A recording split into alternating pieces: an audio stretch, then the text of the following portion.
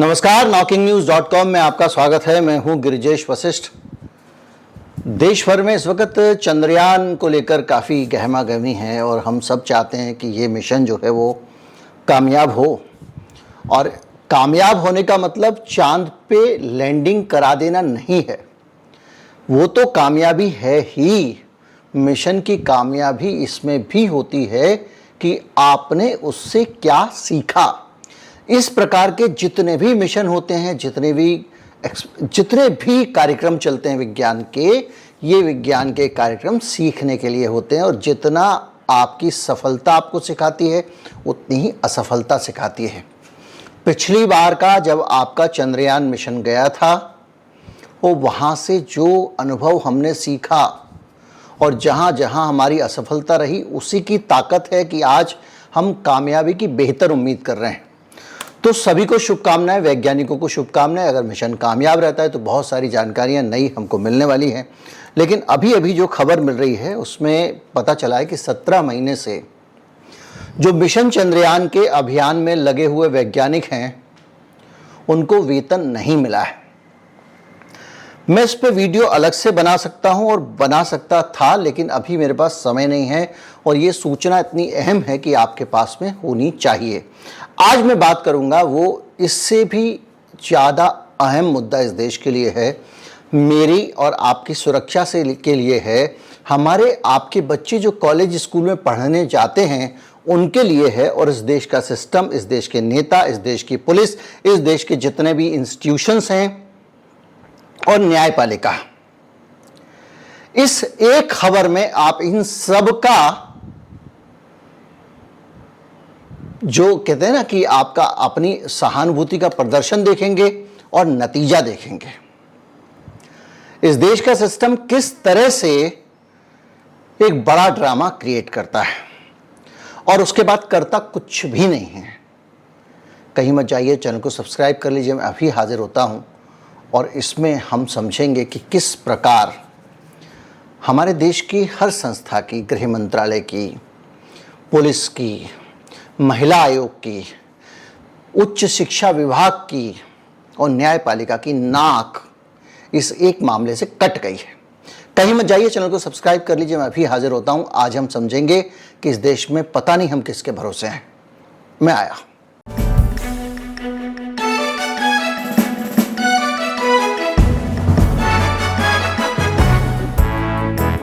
6 फरवरी 2020, अगर आप थोड़ा गंभीर होकर सोचते हैं तो इस देश के शैक्षिक इतिहास के लिए वो काला दिन था।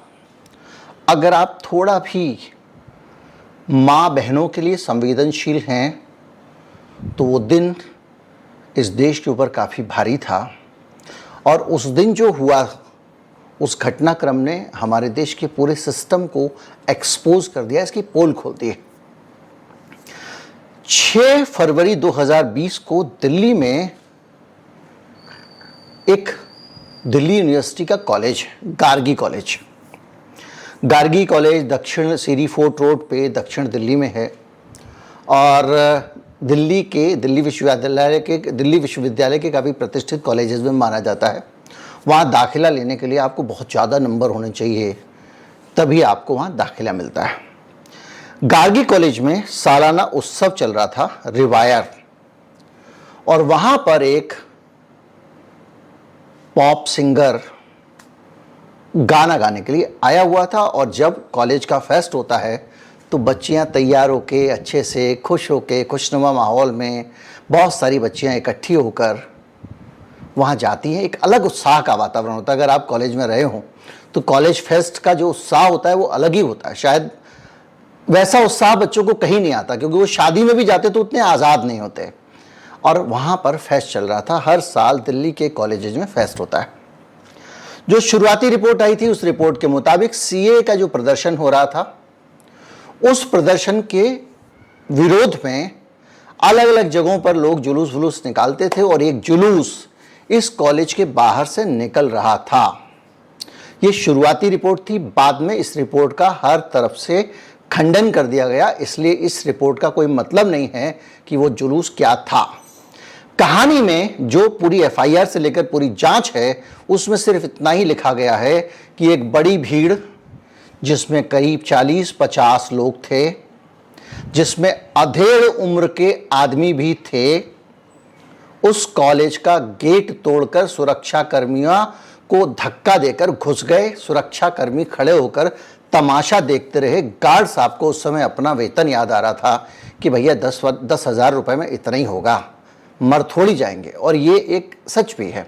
खैर, अंदर घुस गए उस फेस्ट में। उसके बाद में इन्होंने लड़कियों को पकड़ पकड़ के छेड़छाड़ करनी शुरू की। कुछ लड़कियां टॉयलेट की तरफ भागी, वहां छिपी, कुछ कहीं चीख पुकार मची हुई थी पूरे कैंपस में।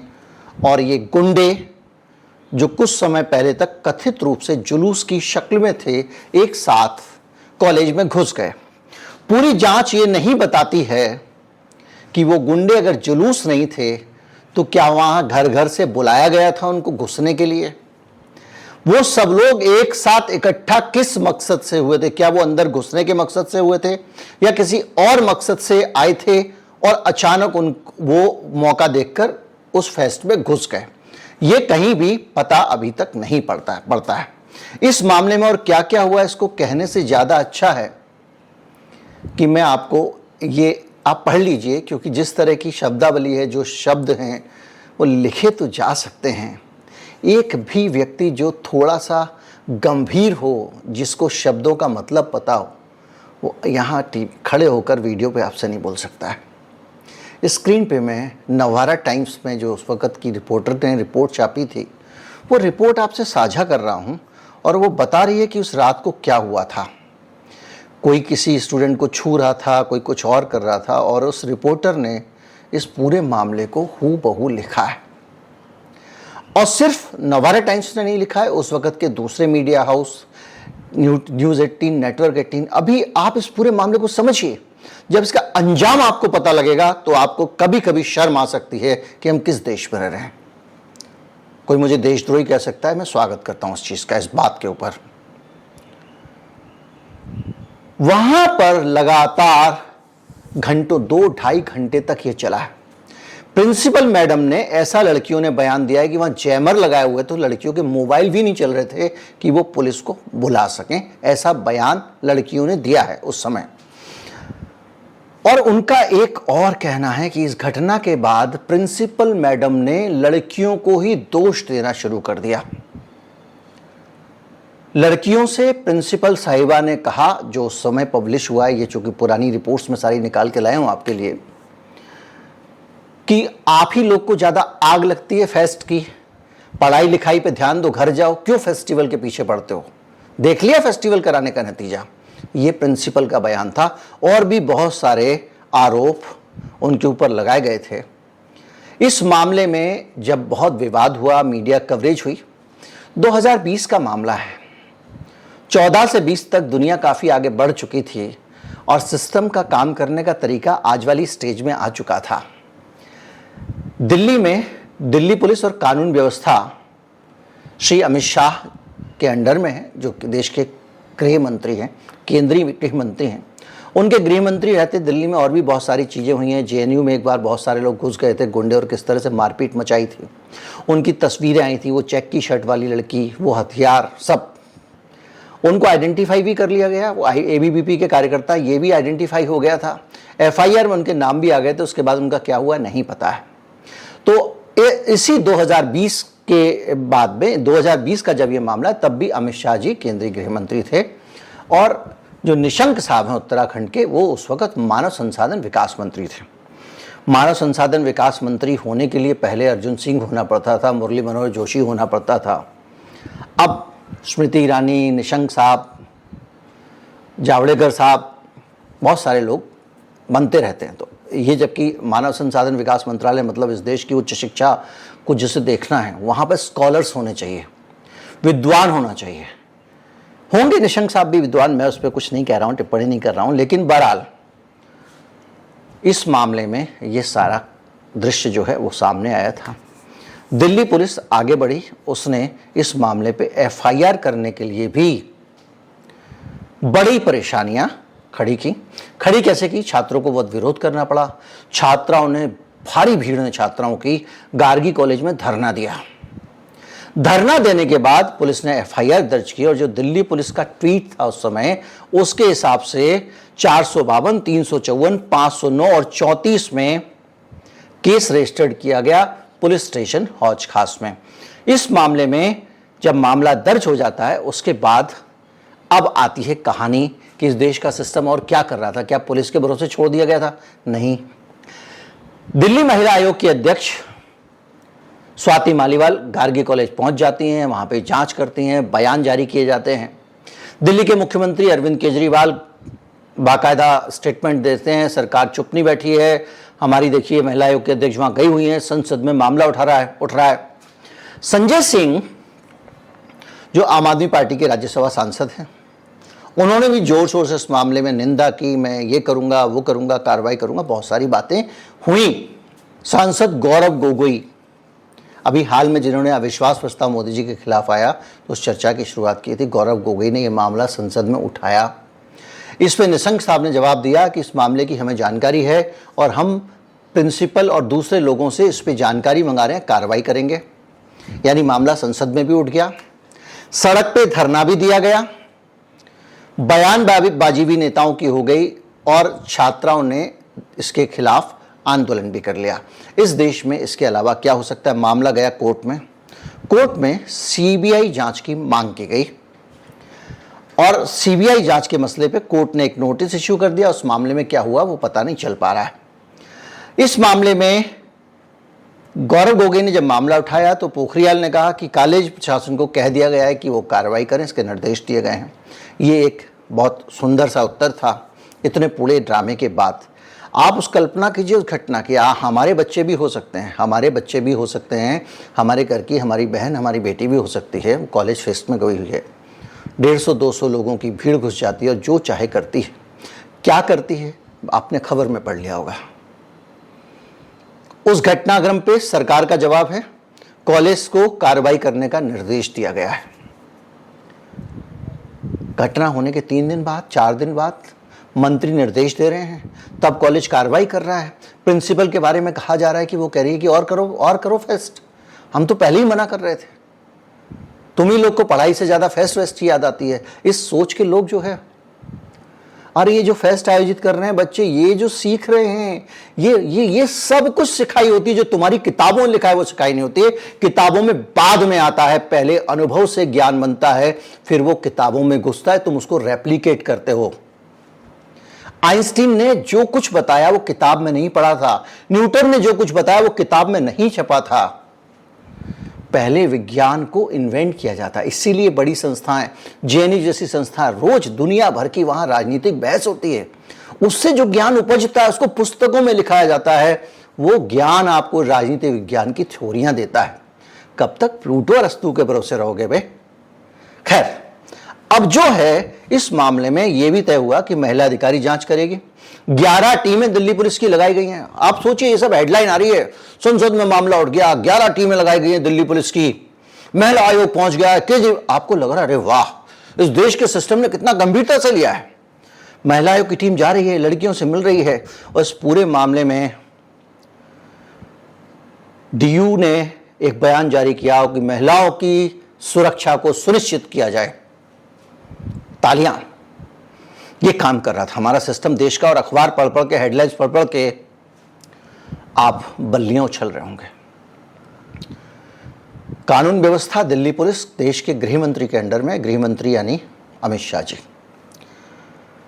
मैं नहीं जानता हूं कि वो जुलूस कौन सा था, मैं नहीं जानता हूं कि उस जुलूस में कौन लोग थे, और मैं ये भी नहीं जानता हूं कि जुलूस किसके खिलाफ निकाला गया था, क्योंकि कहीं सरकारी रिकॉर्ड में ये नहीं है और इसकी जांच करने की भी जरूरत ना तो अमित शाह जी की पुलिस ने समझी, ना दिल्ली पुलिस ने समझी, ना किसी ने समझी। अभी मैं बताऊंगा उस मामले में कौन कौन नाम सामने आए, सुनकर ही आप चौंक जाएंगे।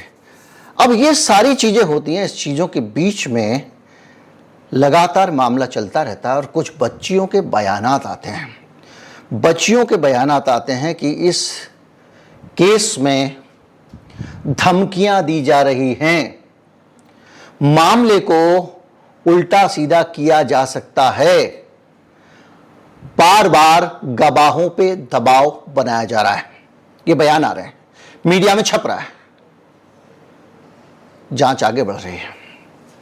इसके बाद में अखबारों में भी रिपोर्ट आती है कि कई लड़कियों ने केस वापस ले लिया क्योंकि लीगल प्रोसेस इतने ज़्यादा। हमारे एक पत्रकार मित्र थे, अभी भी चैनलों में हैं, मुख्यधारा के चैनलों में, और वो हमारे सहयोगी थे। वो ऐसे जा रहे थे फ़ोन पे रिक्शे पे बात करते हुए, कुछ लोग मोबाइल छीन के ले गए।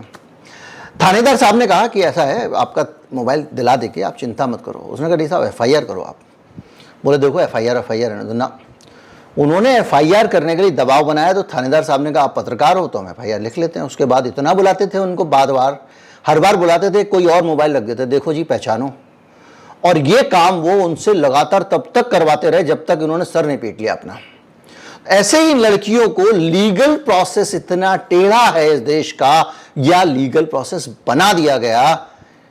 इन्होंने, कई लड़कियों ने अपने केसेस विड्रॉ कर लिए। जिन लड़कियों के साथ, और ये लड़कियों के साथ नहीं हुआ था, शहर के साथ हुआ था, इस देश के साथ हुआ था, इस देश की बेटियों के साथ हुआ था, वो इंडिविजुअल उनके साथ नहीं हुआ था।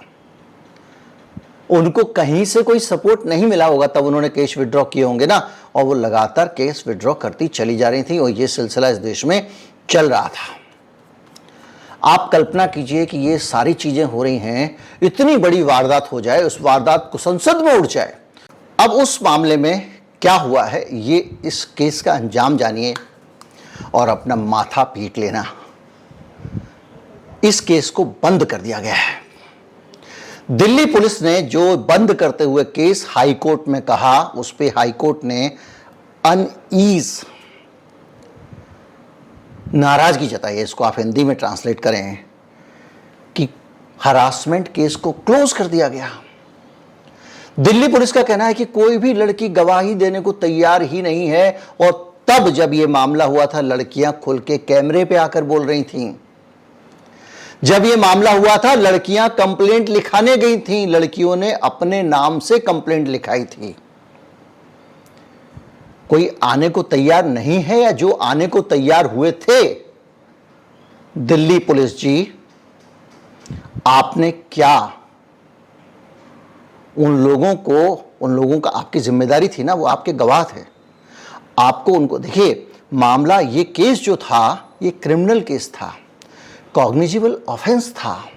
जब एक क्रिमिनल केस होता है तो उस केस को अदालत में पुलिस लेकर आती है, मुकदमा पुलिस लड़ती है। और ये जो बच्चियां पीछे हट गई हैं, कथित रूप से पीछे हटी हैं, पता नहीं क्या मजबूरी रही होगी, क्योंकि दबाव आ रहा है, ये बयान लड़कियों ने दिया। अखबारों में आया कि लड़कियां परेशान होकर बयान वापस ले रही हैं।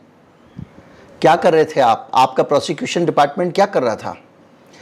आप चुपचाप बैठे रहे, और ये केस लड़कियों ने एक एक करके विड्रॉ कर लिया। और 3 साल के अंदर, 2020 का मामला है, 21, 22, 23, और 3 साल के अंदर आपने ये नौबत ला दी कि एक भी आदमी गवाही के लिए नहीं आया। अब देखिए इसके बाद इस देश का जो अथॉरिटेरियन सिस्टम जागता है तो कैसे जागता है। सतीश चंद्र शर्मा चीफ जस्टिस हैं, संजीव नरूला, उन्होंने 5 पेज के ऑर्डर में बहुत खुशी नहीं जताई, लेकिन उन्होंने ऑर्डर जारी किया। अब इसमें क्या क्या हो सकता था? केस CBI को दिया जा सकता था, इन लड़कियों की सुरक्षा सुनिश्चित की जा सकती थी। जिन लड़कियों ने इतने गंभीर अपराध की, इतना बड़ा अपराध है, गुंडे घुस जा रहे हैं कॉलेज में 25-50, और जो मन में आ रहा है लड़कियों से कर रहे हैं, जो उनका दिल कर रहा है वो कर रहे हैं। प्रिंसिपल इस मामले में प्रोटेक्शन देने की बात नहीं कर रही है, सिक्योरिटी वैसी की वैसी खड़ी हुई है, पुलिस तमाशा देख रही है, और इस पूरे के पूरे मामले में आप उन लड़कियों की हिफाजत नहीं कर पाए। अब इस देश के सिस्टम को समझिए, 15 दिन बाद, 20 दिन बाद एक आदमी खड़ा होगा सोशल मीडिया पे, 4 चवन्नी वाला, और वो कहेगा कि इस देश की न्याय व्यवस्था नकारा है,